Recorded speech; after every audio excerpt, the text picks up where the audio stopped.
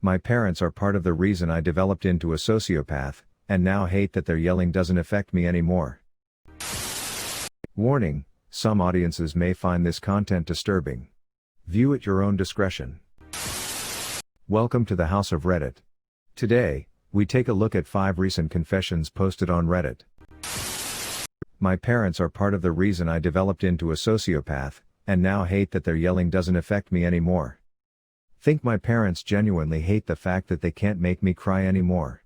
It used to be that they'd yell at me, I'd get upset and cry, and I listen to what they want. I think they get satisfaction that they have an effect over me to make me listen.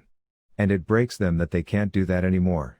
Now they yell, I don't react, they yell more, I remain unfazed, and they call B, at any disrespect and start to bring up more issues to yell about. This further angers them remembering the other issues, and it rises until they get a violent urge. Either threaten it, or attempt it. They hate that they can't hurt me, and it breaks them that they want to.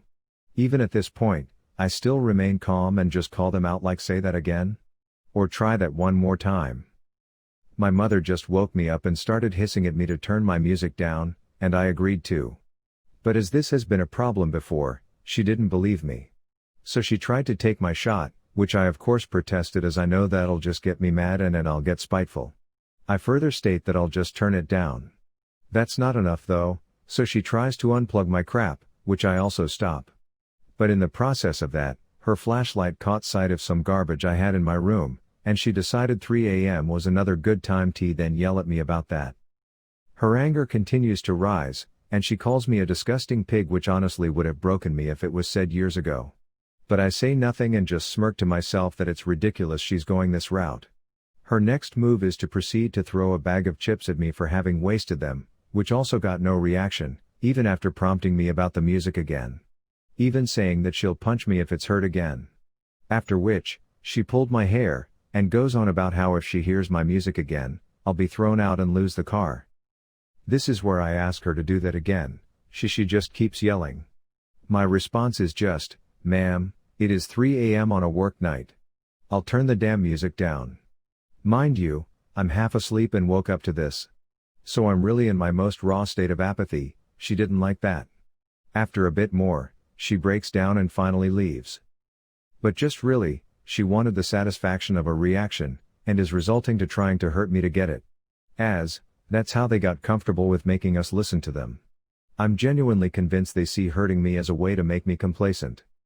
When that no longer works, they keep trying, and I think it end up disturbing them that they want to hurt me as I sit there with a blank stare and all around unfazed as I wait for them to finish and leave. The part that I tend to laugh about though, is the face that I can tell that their ways of constant yelling and aka that is part of Verge reason I got like thus. These people yell so much that I got used to it to a point that it doesn't mean anything to me anymore. Just useless noise that I started to refuse to let affect me anymore. They literally played a big part in my developing my first sociopathic tendencies, and they despise the result. They can't even tell that this exact thing is what caused me to be like this. My best friend is more like an ex-friend now. Okay, so. In first grade, I met my best friend. I was really shy about my appearance, and since it was a new school, and a new country, moved from Indonesia to Canada. I didn't really stand out and I was really into the background. But then, I met my best friend, let's call her Haley because that's her actual name. We really hit it off and became inseparable. She really made me happy. In second grade, we were in different classes. Not that it affected anything, but whenever you're in a different class, you usually start having different friends. We still hung out, but I was with my other friends and she was with hers. We were a part of different cliches. She was in the popular cliche, I was in the less popular cliche. Anyways, she was popular. Not for her looks, but for how cute she is, how kind she is, how smart she is, and how crackhead she was. Yes, in second grade it was a personality. I was less popular for how I had a lot of cavities, how stubborn I was, how I was crazy crackhead, and how I was basically ugly. In third and fourth grade, we never really talked to each other. It was like we almost basically never knew each other. And in those grades, it was war against the boys from different classes. There was choking, bleeding, and fights. It was really chaotic. I sorta had my glow up, but it came with a price. Puberty.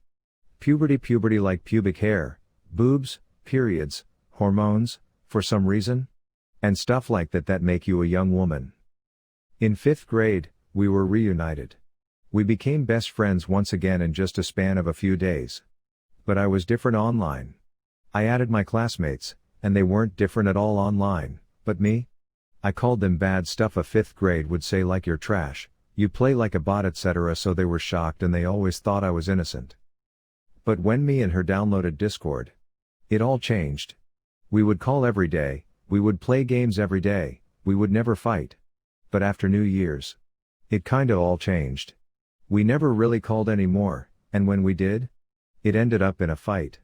She would always say you never pay attention and you're always rude. Which I am not. Whenever we play, I usually get intense but not at her. She thought I was just ignoring her, but I was actually talking to her the whole time. She had her mic muted and I couldn't hear her. So she became really salty? I wish we could go back to grade 1 when nothing really mattered. I hopped the counter of a gas station for a pack of smokes when I was 16. There was this corner store right by my house when I was a kid. At 16, I was put on probation for a felony theft after I stole a couple $1,000 in cash from a parked vehicle while battling a heavy Xanax addiction. So obviously, no weed or beers, or any substances for me. My coping mechanism were cigarettes, the only thing I couldn't be drug tested for, like many of us as teens. Pretty much, one day I pull up on my bike, jonesing for some lemon heads and a cigarette. I had been coming here for a couple years, but the cashier never recognized me. Anyways, I walk in there and don't see anybody behind the counter. A malicious thought sweeps my mind. I call out, nothing. I call out again even louder, nothing. I decide to leave it alone and go grab my candy. I call out one more time when I reach the counter, expecting someone to come out and assist me, still nothing. At this point, this was my only chance. So, I hopped behind the counter and threw in my sweatshirt pocket a carton of Marlboro Reds. I look around to double check nobody saw me, except the cameras, but I wasn't paying attention, as I go to leave the store, just to my luck, an off-duty firefighter meets me at the door and says, "Hey, where's Malik?" Store owner, fake name. Acting so suspicious I mutter I don't know and keep walking. Dude says to me, "I know you stole that carton of smokes, I watched you in the window. I know these guys, if you walk away I will go in there and tell them all what you did and tell them to look at the cameras, or you can follow me back inside and apologize." Now normally I would have told this guy to eat shit and kept on walking, but I was on probation. Even the mere mention of my name to my PO meant going back to juvenile hall, and they could have easily figured out who I was. I was like, fuck, alright dude. Pretty much went back in there and apologized to the store owner, who magically just appeared out of nowhere. He said he would not press charges and let me go. Looking back I would have been fucked anyways because of the cameras, but I was young and dumb. Imagine if I would have gotten a burglary charge, I would probably still be in prison. Sweet Jesus. Stole Amazon deliveries while delivering for Amazon. I used to work as an Amazon delivery driver and was pretty pissed off with their delivery policies.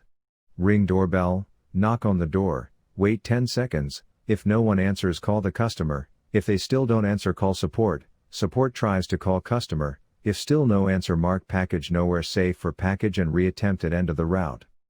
Well fuck that. 250 plus packages to deliver to 200 plus stops. I'd usually just drop packages at the door after knocking and leave.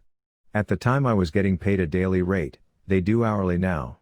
If we found extra packages we were supposed to call them in an attempt to deliver them even if they weren't in our delivery area. Well fuck that too, they had us at the time go to an offsite to park the van, get our stuff out and drive our car back to the warehouse to clock out, so any extra packages just went into my car and I'd open them up when I'd get home. Hell, if I was bored, I'd open them between deliveries. Always like 3 to 4 packages that weren't on my route. Amazon really sucks at scanning their packages to routes, and sometimes if a customer had been rude in the past I'd just mark their package missing and take it home. I do feel bad about it because it could have been someone's birthday or anniversary gift. It's not like Amazon didn't just send them a new one and or give them a refund. But I know I did a couple of deliveries where they were literally having a birthday party and it was the gift for the kid. So I never know if someone felt depressed because they didn't get their item. I let customers get away with around £1,000 worth of goods for free. I've recently just left my job at a pretty big name retailer in the UK, and would work mostly stocking shelves, but on the busiest of days would get put on the tills for most of the day. Our shop wasn't the cleanest or most up to date with the technology we used, but the tills were always horrendous with everything to do with them. Sometimes they wouldn't open, the screen sometimes just wouldn't work, and halfway through scanning someone's items the tills would log us out and we'd need to log back in and scan the items all over again. Now, as someone who suffers from social anxiety quite bad, having to explain to someone that the tills don't work properly and you need them to take all the things they've already put in a bag back out, so you can scan them again, isn't such an easy thing to do, so I just didn't ask them. I'd just log back in and scan the rest of their items, and whatever had been scanned before I got logged out was free for them. I justified it as it's not going to make so much of a difference to the shop or the money we take in, but after doing that for almost 2 years I've probably let customers get away with over £1,000 worth of free items. If you enjoyed this video, please be sure to like, comment, and subscribe. If you have any suggestions for future videos, please let us know in the comments below. Turn on the notifications to know when we post new videos. Thank you for coming to the House of Reddit.